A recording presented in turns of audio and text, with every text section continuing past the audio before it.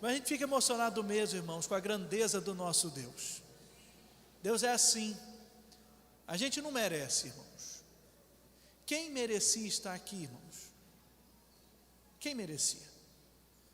Mas Deus nos olhou com um amor que surpreende, que envolve, que mexe. E aí Ele pôs a gente aqui. Só que Ele não pôs a gente aqui a passeio. Ele deu para a gente uma missão, uma comissão. Ele disse para a igreja dele: vão e façam discípulos. Isso está em Mateus 28, eu quero ler com vocês, e quero conversar de forma muito simples, irmãos.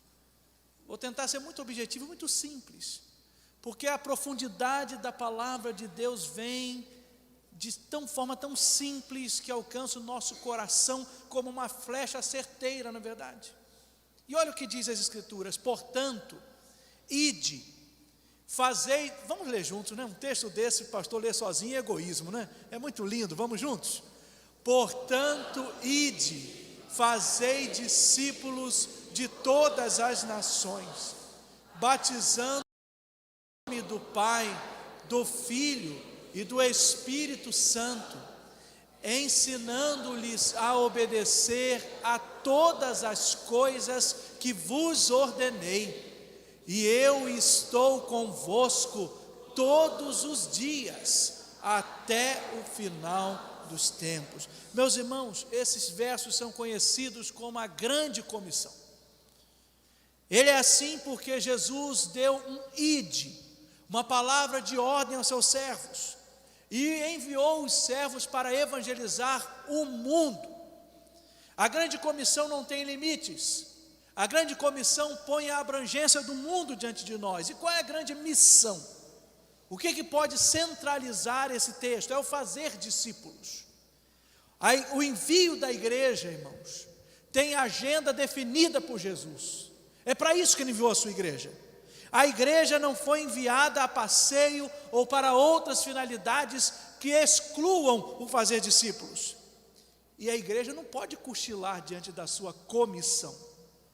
Irmãos, os anos passam, as estratégias e os métodos mudam, mas a comissão é a mesma: fazer discípulos. No passado, irmãos nossos fizeram discípulos pregando embaixo de árvores. No passado, irmãos nossos fizeram discípulos sem luz elétrica, dependendo de lamparina. Quantas igrejas nasceram assim, mas a missão a mesma: fazer discípulos. Hoje estamos nós aqui, temos o ar-condicionado, temos recursos, temos coisas outras, mas a missão é a mesma: fazer discípulos. Eu quero então já partir para 3 simples aplicações, simples para a gente guardar na vida. A primeira dela, irmãos, fazer discípulos é levar pessoas ao seguimento de Cristo. Fazer discípulos é levar pessoas ao seguimento de Cristo. Essa é a razão principal, irmãos. Esse é o foco, esse é o motivo, é o centro, é Jesus Cristo. Nós não queremos alcançar o mundo, irmãos, para fazer número para determinado ministério ou para elevar determinada denominação. Nós queremos alcançar o mundo para que mais e mais vidas conheçam a Jesus. É esse o nosso propósito. Nós queremos que o princípio bíblico seja forte e evidente. Basta ao discípulo ser como seu mestre. Nós queremos que as pessoas sejam como Jesus. É isso que nós queremos como igreja. Nós queremos levar pessoas para que sigam Jesus Cristo. Não, o nome mais importante desse lugar não é o nome do pastor, não é isso. Eu não critico, não falo mal de ninguém, eu estou aqui para falar o que a gente crê.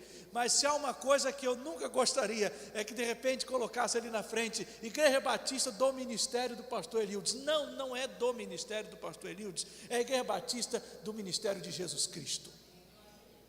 E é isso que a gente tem que fazer. Nós precisamos levar pessoas a Jesus Cristo. Conta-se que certa vez foram apresentar Billy Graham para pregar. Billy Graham, o nome dele já vale, né?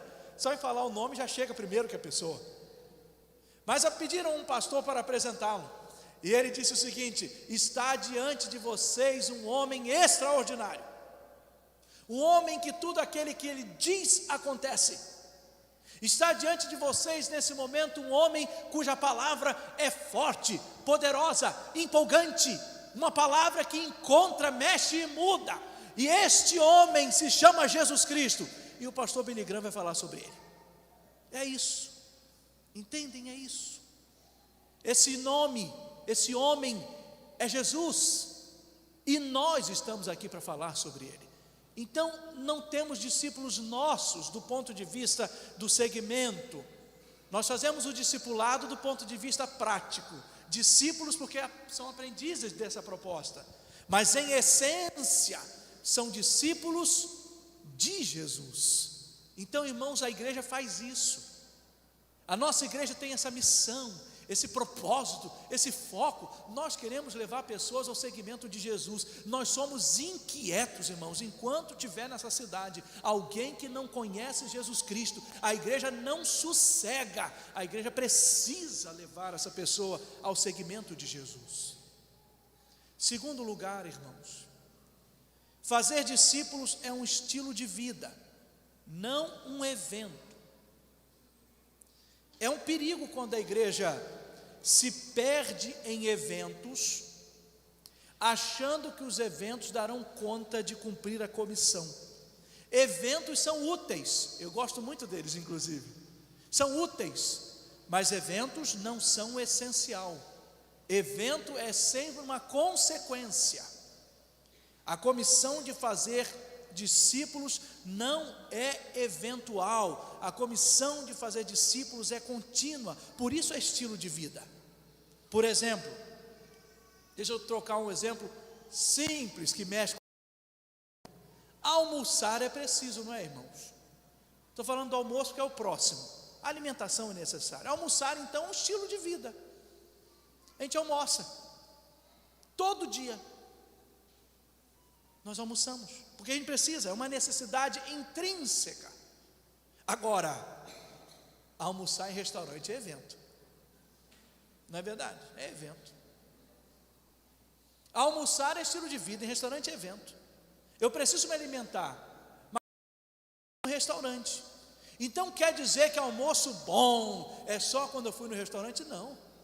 Almoço bom é aquele que sacia a nossa fome e a necessidade de nos manter de pé com corpos bem nutridos.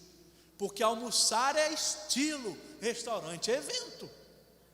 Meus irmãos, esse entendimento é virada de chave da compreensão de que a igreja tem que cumprir a grande comissão, não por eventos, mas por estilo de vida.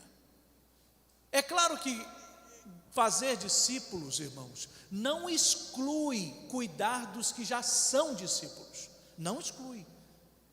A gente tem que cuidar de nós. Então, a igreja cuida dos que estão aqui. É pregação, é ensino, é comunhão, é evento para cuidar de nós. Mas os que já estão aqui cuidadinhos não sossegam enquanto não fazermos mais discípulos. Qual o melhor problema de uma igreja para um pastor, irmãos? Todo pastor ama esse problema. É quando diz assim, não tem lugar. Eu estou doido para a gente ter esse problema. Pastor, não está dando. E a maior coisa boa para pastor é falar assim, quero pedir os irmãos da igreja para ficar em pé e dar lugar para o visitante. E os crentes não reclamam, isso que eu acho bonito. Um ou outro que destoa, mas na maioria das vezes a turma não reclama não. Também não vão mentir, né, irmão? Não vão mentir. Mas a turma não reclama não. Imagina que problemão bom a gente passar. E o povo de Deus é bonito, vai saindo, e gente, vão para a galeria que o povo quer sentar. Isso aqui é problema bom. Mas irmãos, isso não acontece com evento. Isso acontece com estilo de vida. Estilo de vida. Porque a igreja que enche de evento é a igreja que esvazia quando o evento acaba. Mas a igreja que enche como estilo de vida permanece, irmãos. Tem que ser algo que brote do nosso coração. Fazer discípulos é um estilo de vida, não é evento. Terceiro e último. Fazer discípulos, irmãos, é aproveitar oportunidades e criar situações para que no dia a dia a grande comissão seja cumprida. Nós precisamos de oportunidades. Mas não quer dizer que nós precisamos de oportunidades gigantescas. Às vezes a oportunidade ela vem até numericamente pequena. Eu achei interessante o Eduardo me contando que vocês saíram de uma igreja de manhã e viajaram do Rio para São Paulo para cantar para 23 pessoas. Foi uma oportunidade. Numericamente, podem dizer assim, nossa, para 23 pessoas? Não, vocês foram para 23 vidas preciosas a Jesus. Entendem? A gente não precisa, às vezes, irmãos, de criar situações que dependam de infraestrutura complexas para fazer discípulo. Porque se para fazer discípulos precisássemos sempre de estruturas complexas, todos teríamos desculpas para não fazê-lo. Mas como fazer discípulo não depende de estrutura complexa, depende de um coração que queima de amor a Jesus Cristo, todo mundo pode fazer discípulos. Todo mundo pode fazer.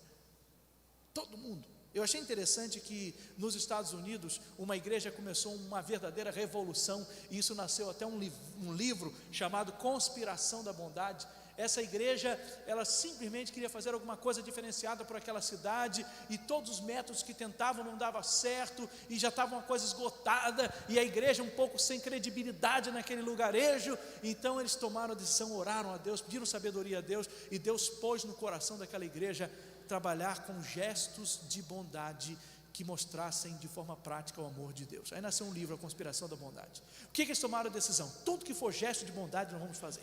Todos eles, vamos fazer para tentar influenciar a cidade. O que aconteceram? Os adolescentes da igreja foram para os restaurantes.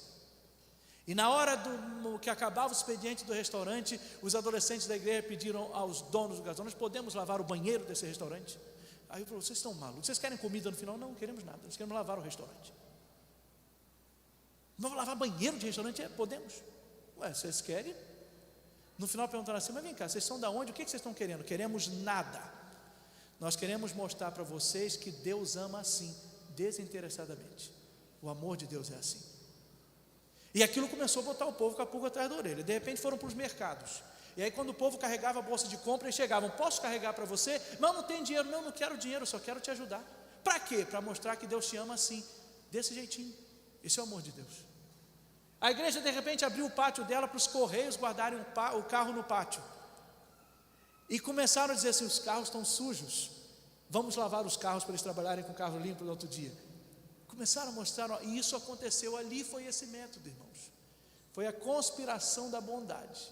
Pequenos gestos de serviço para mostrar o amor de Deus de forma prática. Pode ser que isso você pode fazer, irmãos. Sabe aquele vizinho bom que você tem, mas que às vezes pode estar um pouquinho carrancudo? Faz um pudim e leva para eles. Mas não entra na casa deles não, que eles não estão querendo não. Eles estão querendo, dá lá, entrega. O que é isso aí? O que você quer? Não quero nada. Eu quero te dar esse presente para mostrar de forma prática que Deus ama você assim, desinteressadamente. Conheci uma senhora que ela não tinha nada para oferecer, mas ela gostava muito de planta. Então ela começou a pegar aqueles potinhos que as pessoas jogavam fora, e ela começou a botar mudas de planta, e ela começou a dar no seu bairro aquela muda de planta, e as pessoas perguntavam: por que você está me dando isso? Para que você está me dando disso? Ela dizia: é para mostrar o amor de Deus de forma prática. Deus te ama assim. Você não quer nada? Não quero, só quero que você entenda que Deus te ama. Um movimento grande que tínhamos, e esse livro impactou a gente, e eu lembro que quando eu estava lá com os jovens e adolescentes em Alcântara, e em frente à igreja, irmãos, era um tumulto terrível, porque funcionava uma feira na calçada da igreja e ônibus na frente da igreja. Um tumulto. Conhece Alcântara, sabe bem. Thaís nasceu lá, naquela calçada, né, minha sogra, naquele lugar. Um tumulto, irmãos, uma agitação. Eu fui lá e salvei essa mulher. E aí, irmãos, uma alegria. Aí a gente conversou com a juventude. Eu tinha sido impactado por esse livro. Conversei com a juventude.